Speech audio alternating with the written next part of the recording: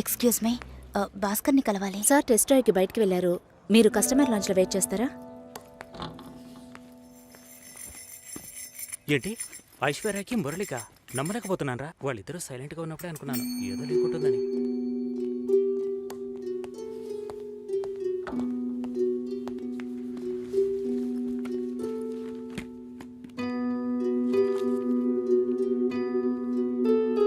Sir you can come. Okay.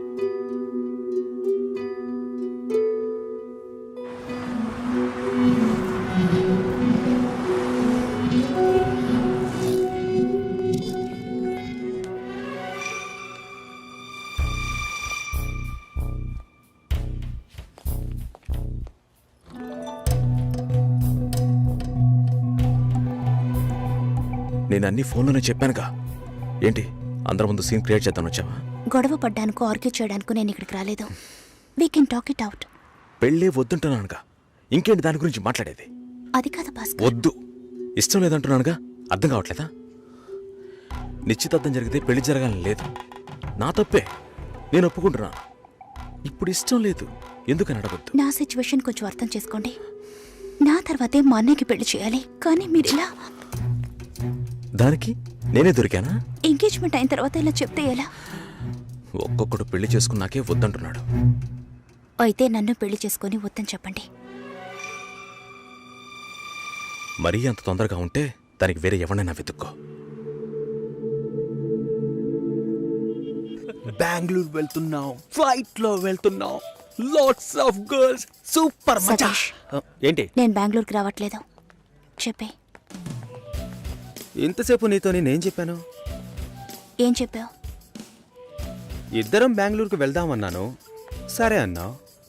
Cab book చేస్తానన్నాను, సరే అన్నావు. ఇప్పుడు రానంటున్నావు.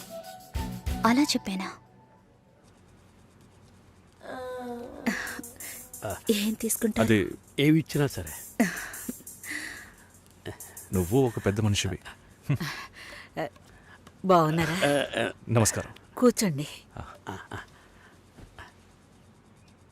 మ్యారేజ్ డేట్ దగ్గర పడుతోంది, లేట్ చేస్తే మంటపం దొరకదు. ఇప్పుడు బుక్ చేస్తేనే ఇన్విటేషన్ ప్రింట్ చేయడానికి కరెక్ట్గా ఉంటుంది. మీరు ఎవరైనా వస్తే. మేము రావాల్సిన పని లేదు, మీరే చూసి ఏం చేసినా ఓకే. సరేనమ్మా, మేము వస్తాం. భాస్కర్ లేరా? బయటికెళ్ళాడు. వస్తే చెప్పండమ్మా, ఫోన్లో కూడా కాంటాక్ట్ అవ్వడం లేదు.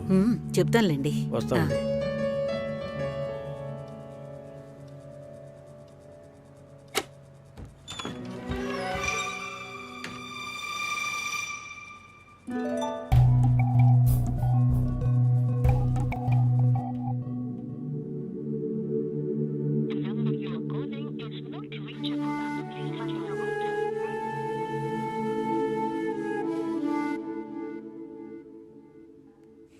సుశీల, ఆ?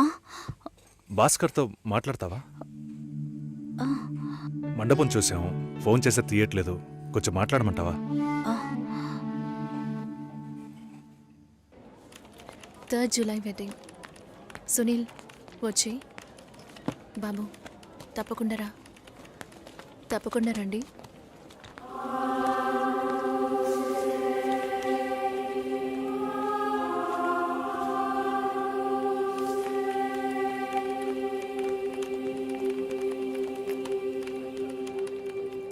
షోల్డర్ ఎక్కడా? బయటికి వెళ్ళాలి. కార్ అడిగాను.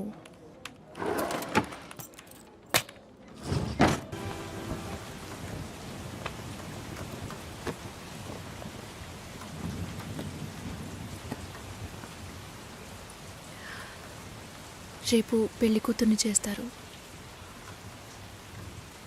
నేను వెళ్ళాలి.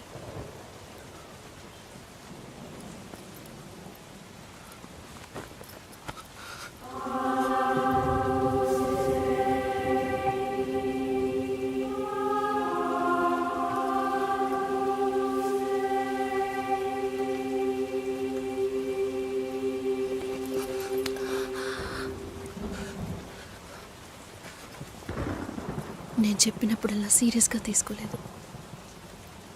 ఇప్పుడెందుకురా అలా చేస్తున్నావు? బాధపడేవాడు చెప్పినా మీకు అర్థం కాదు, చెప్పకపోయినా మీకు అర్థం కాదు. మీ నాన్న ఏమన్నాడు? 10 ఆకుల్ని చూసేవాడు తన ఆకులో ఉన్న భోజనాన్ని ప్రశాంతంగా తినలేడు అని చెప్పాడు కదా. మా వాళ్ళకి తిండే లేదు, వరుసగా వాటాకు నుంచున్నారు. దాని గురించి ఆలోచించకూడదా? ఇంకొకటి వస్తుందంటే దిగులుండదా? లేక నేనేమన్నా మిషనా అన్నీ మర్చిపోయి 1 నిమిషంలో పారిపోవడానికి? నువ్వేమో ఇల్లు కొనమంటున్నావు, మీ నాన్న కారు కొనమంటున్నాడు. పెళ్ళికి మనం ఇద్దరం మాత్రం ఉంటే సరిపోదు కదా. నాకు మా నాన్నంటే ఇష్టం లేదు, అమ్మ తమ్ముడు ఎవరూ ఇష్టం లేదు. కానీ వాళ్ళకి నేనంటే ఇష్టం. ఏం చేయను? రాజభవనం లాంటి మీ ఇంట్లో టిప్ టాప్గా ఉన్న మీ నాన్న ముందుకి కోచి కూడా కట్టుకోవడం తెలియని మా నాన్నని తీసుకొచ్చి నిలబెట్టాలి, పిల్లనివ్వండి అని అడగాలి. మీ అమ్మ మొహం మార్చుకొని మీ అక్క మొగుడు నన్ను మా నాన్నని పైకి కిందకి చూడాలి కదా.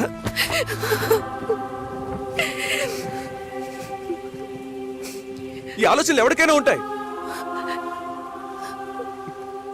ఒకవేళ మా నాన్న ఏమైనా అంటే ఏం చేయాలని ఆలోచించకూడదా? నేనే బిచ్చగాడిని కాదే, కానీ మీరు అలా అనుకుంటారేమో అని భయంగా ఉంది. లోపల ఏదో ఒక భయం రక్తంలా ప్రవహిస్తోంది. మీ నాన్న మంచోడు మంచోడు అన్నావే, మేం కిందున్నాం, మీరు పైన ఉన్నారు. మా ఆ అబ్బాయిని ఫ్యామిలీని తీసుకొని రమ్మను మాట్లాడదాం అన్నారా?